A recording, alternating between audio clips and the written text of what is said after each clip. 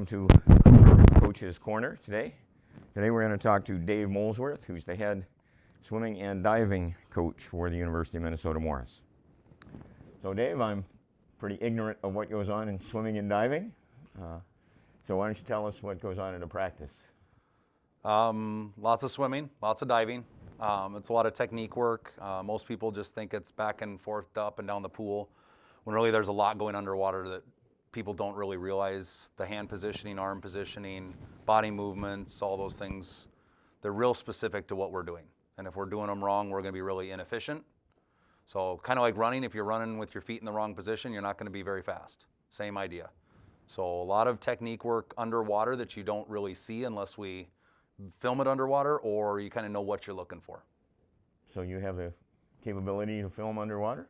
We do. In our facility, we actually have an underwater viewing hallway that goes between the two pools and has a window going into the diving well as well as the main competition pool.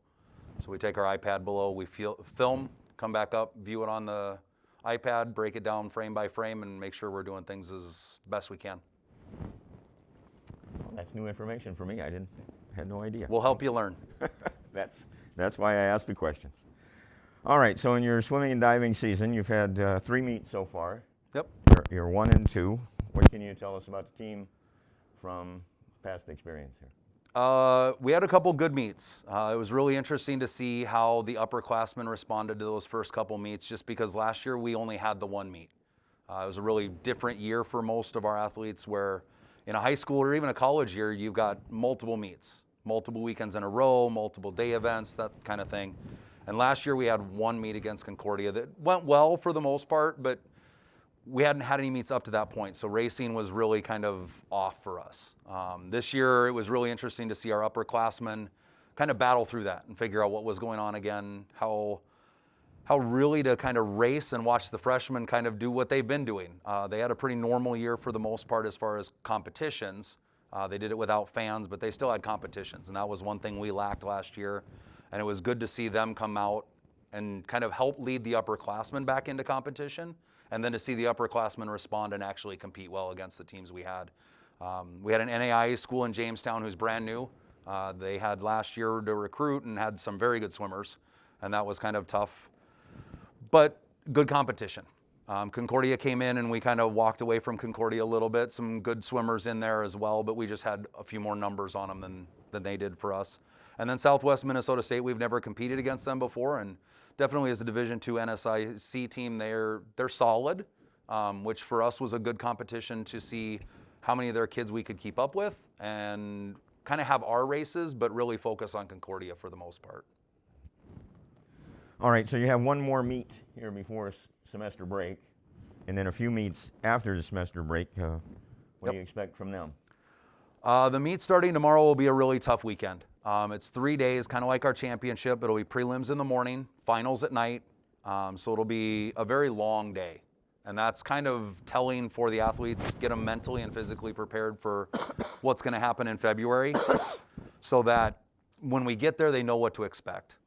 It's really different than anything they've done in high school for a lot of them. And for our upperclassmen, it'll get them ready to be back in kind of that 3-day format again. It gets to be a lot when you're doing a prelims finals format, because you swim fast in the morning to make it in, then you got to come back at night and swim fast to try to get your best placing. So it really is a challenge, and we'll see how the girls respond to it. We've had a tough week of practice. We changed weights this week, so they're all pretty sore. But it'll be a really good test for them to kind of understand where they're at in the season.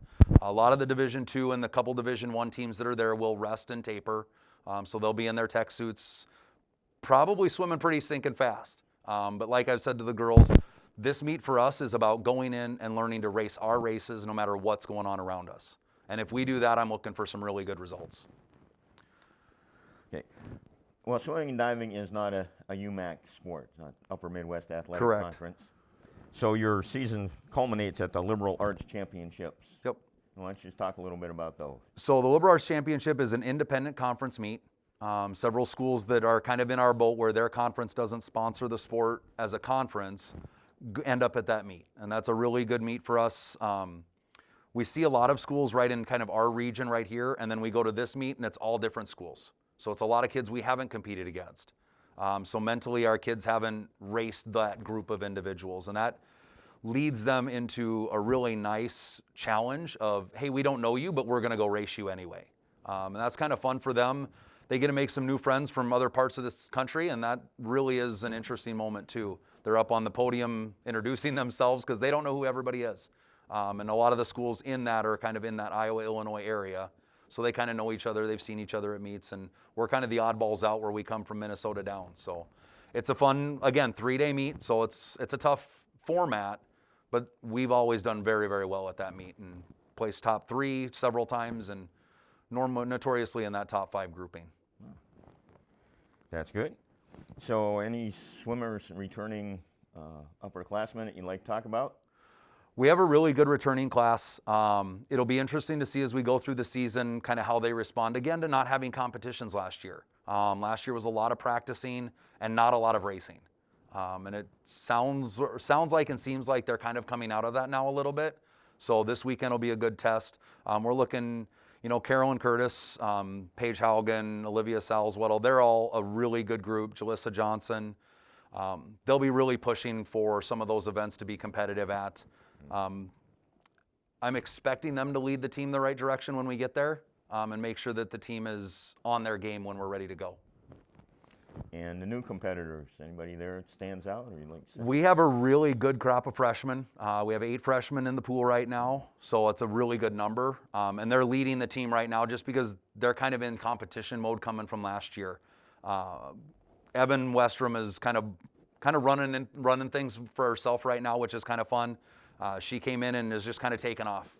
We've got Abby Doyle, who's right behind her, with Hannah, Lily. Jenna's doing really well. She had some really good events over the weekend, so I'll be expecting some good stuff out of her over this 3-day invite. So we've got some kids that are really, really ready to go, and I think that'll shape up well as we get closer to the end of the season and stuff like that. So the freshmen should have a really good year. Okay, well, you mentioned some of your expectations. You want to repeat those, or? I expect us to compete, and that's really what we talk about day in and day out. I don't care who's in the pool. I don't care who they're racing against. Let's go compete. Don't worry about what their times are, who you think they are, or what they've done in the past. Open your mind to the fact that maybe you can keep up with them and just learn to compete. And if they do that, we'll hit championship and they'll be ready to go. Sounds good. Well, thanks, Dave. And that's it for Cougar Coaches Corner today. Thank you.